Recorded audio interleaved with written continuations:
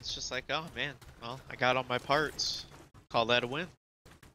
And then all the females are like, that's like perfect timing for me to get hit by that.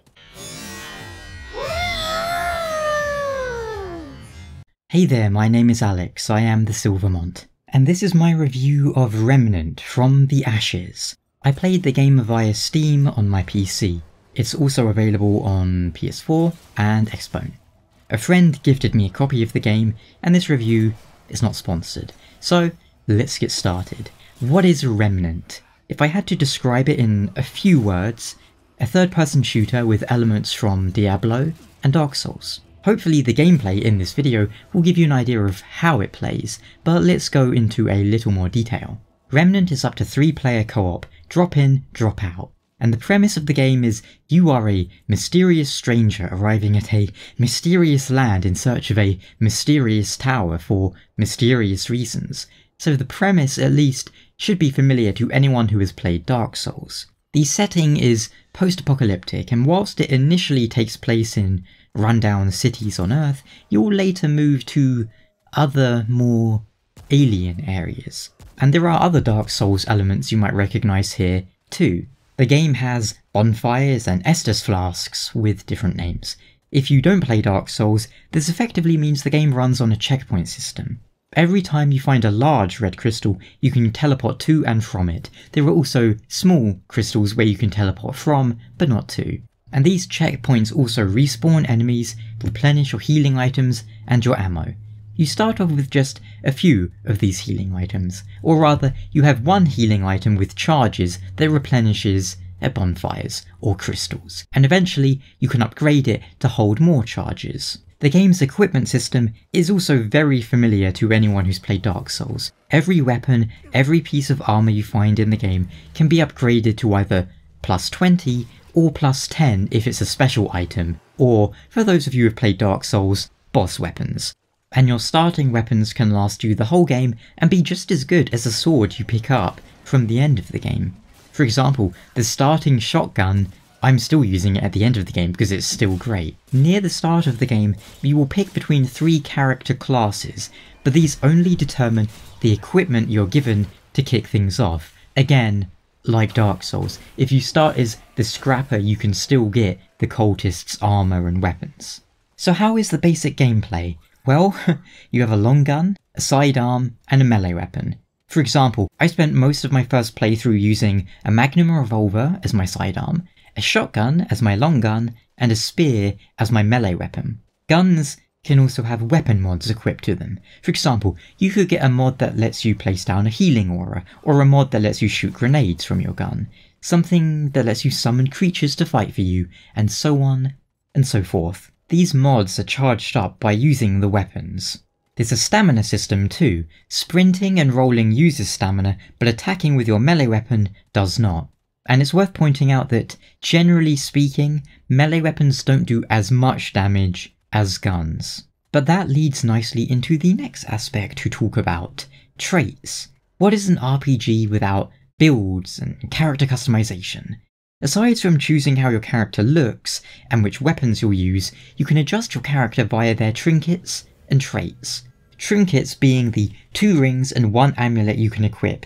These have special skills or stat boosts on. For example, a ring might give you some passive health regen, or it might increase your weapon damage, or it might increase the amount of EXP you obtain. Speaking of EXP, rather than leveling up in the traditional sense, once you've obtained enough EXP in Remnant, you'll get a trait point, and you can put that into various traits.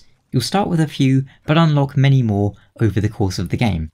And these traits include things such as increasing your health, stamina, other vital stats, improving weapon reload speed, handling, melee damage, you get the idea. Each individual trait caps out at 20. So for example, if you had trait rank 20, if you were level 20, meaning you had leveled up 20 times, you'd be able to max out one of your traits, and it would mean the game has a level cap of sorts around 600 or 700 if I had to guess. Combined with trinkets, these traits are how you build your character.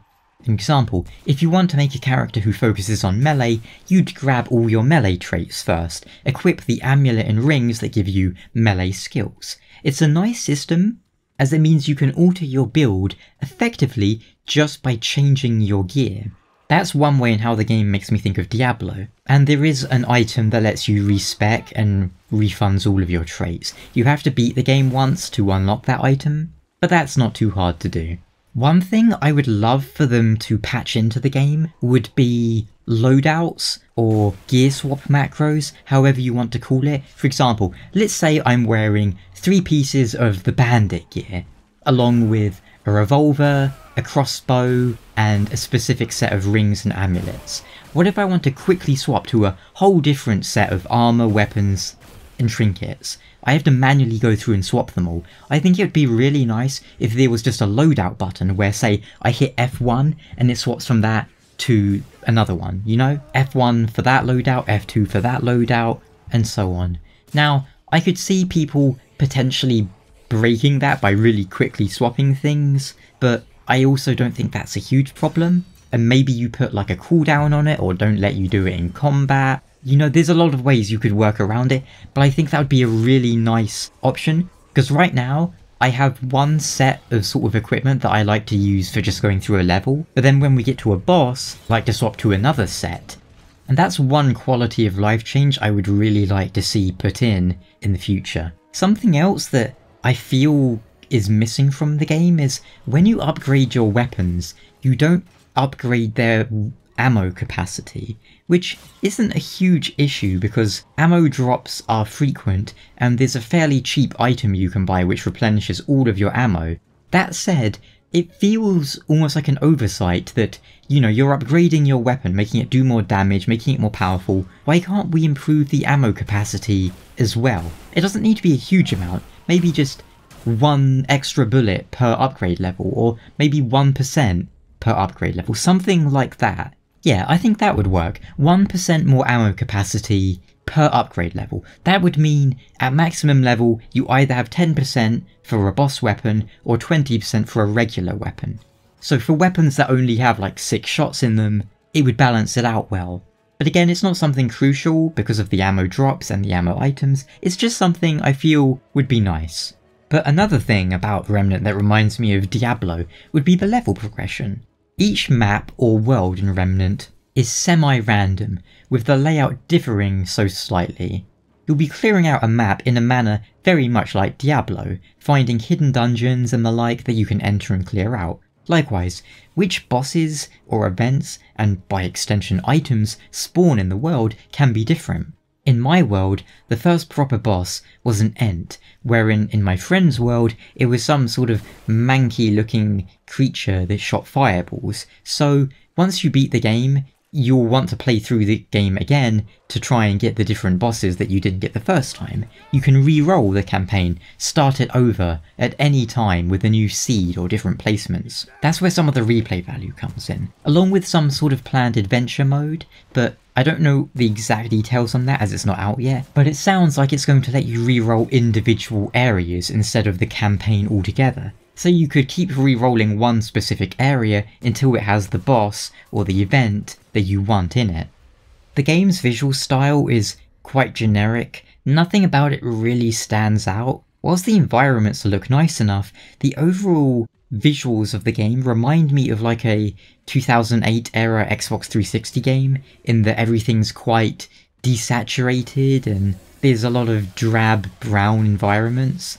There are some areas that aren't literally brown, of course, but they're still quite desaturated and dull, which I suppose ties in with the game's story themes of, you know, everything's on the verge of dying or being absorbed into some horrible situation. Nothing in the game's visuals really stood out to me though, in either a good way or a bad way. It's just average and generic. Again, if I'm to compare it with Dark Souls, a game with similar sort of post-apocalyptic themes, that game also has some moments of outstanding beauty where you might least expect it. It was all about the contrast in Dark Souls. You can be in the depths of Blighttown, and then you can look up and see the sun shining through. You can see these majestic walls of Anor Londo, you know? Still, Remnant looks good enough if we're speaking on a technical or graphical level. The textures seem to be nice and high res, there's some nice, post-processing and all that. I had a few issues when starting out, but right now I'm running the game all ultra at 90 FPS and it feels very smooth. I should point out, I've capped my FPS at 90. I'm sure it would go higher if I let it, but I'm the sort of person who likes to cap their games at 60 or 90, I don't know why I do it, I just do. I've had one crash that I can recall, but the game seems to autosave very frequently. I didn't lose anything, and I've not had any issues connecting with my friends. Even though the friends I've been playing with are in, the east coast of America, and I'm in the UK, and I'm playing on Wi-Fi at the moment, I've not really noticed any unreasonable lag. Sometimes there's a little bit with enemies in that they hit you a tiny bit before you expect it to, but for the most part it's been extremely playable, which is nice. In terms of length, I would say the game is roughly 10 to 12 hours for your first clear of the campaign, but obviously you can't see every boss in one playthrough, and on your second playthrough you're going to be going a lot faster because you know where things are. Now, as for the bosses, gameplay and general difficulty, that's going to vary a lot depending on what you're using and how many friends you're playing with, but in general, the game is relatively easy. Now keep in mind, I was playing the whole game with 3 people, which I'm sure plays a part in it, but there are a few bosses or moments that feel weirdly overtuned, like a spike in difficulty. These usually come from moments where, say, you're on a tiny bridge and there's a boss on either side of you and you're going to have trouble looking in 2 opposite directions at once. When we were playing on the hardest difficulty, we did come across a boss called Shroud, who was pretty nuts, but it was mostly like a trial and error thing. Once we figured out to use some items that distract the ads, it became a lot more reasonable. So there are some trial and error bosses where you just need to figure out what items will be best to help you out there. In general, I don't have any problems with the difficulty. It feels fine. It's not like super easy, but it's not obnoxiously difficult either. So in general, yeah, the game's difficulty feels well tuned. I enjoy how powerful you can make your character. That's the point of a game like this. You want to be powerful as you get these powerful items. Fat Shark should take note, instead of constantly nerfing everything, whilst not fixing the nonsense enemies do with spawning in mid-air. That's Vermintide, by the way. The game where you have enemies that spawn in thin air behind you or in front of you, and instead of fixing that, they go, we're gonna nerf this thing that the players are using because we think it's too good. I hate that sort of mindset in a game developer. Before you nerf the players, fix your damn game.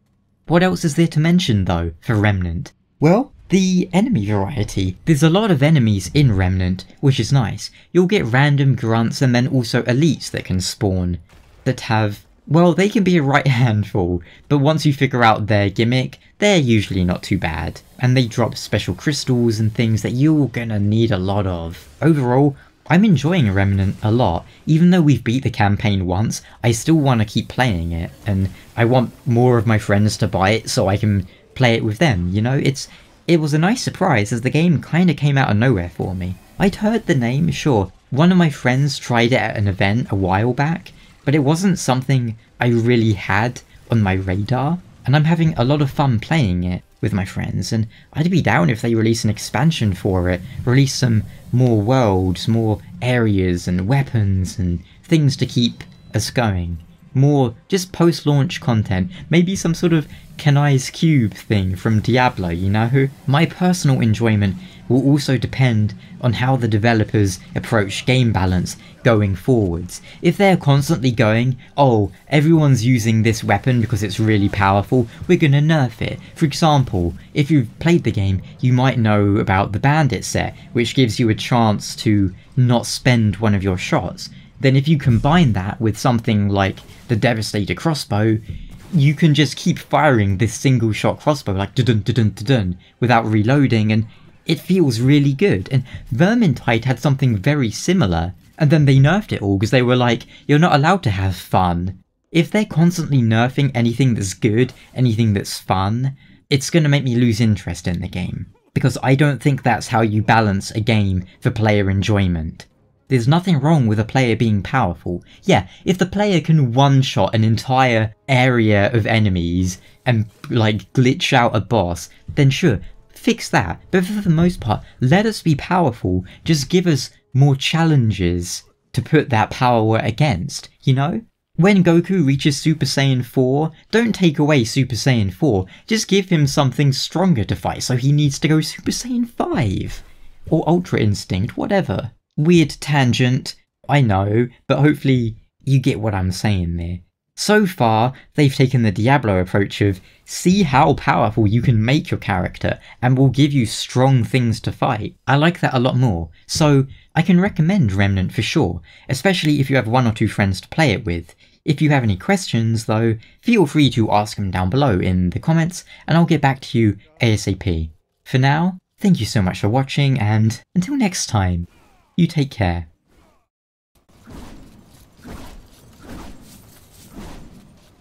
What? Is he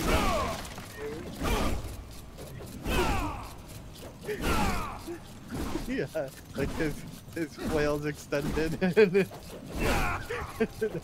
looks like he's just sitting on things.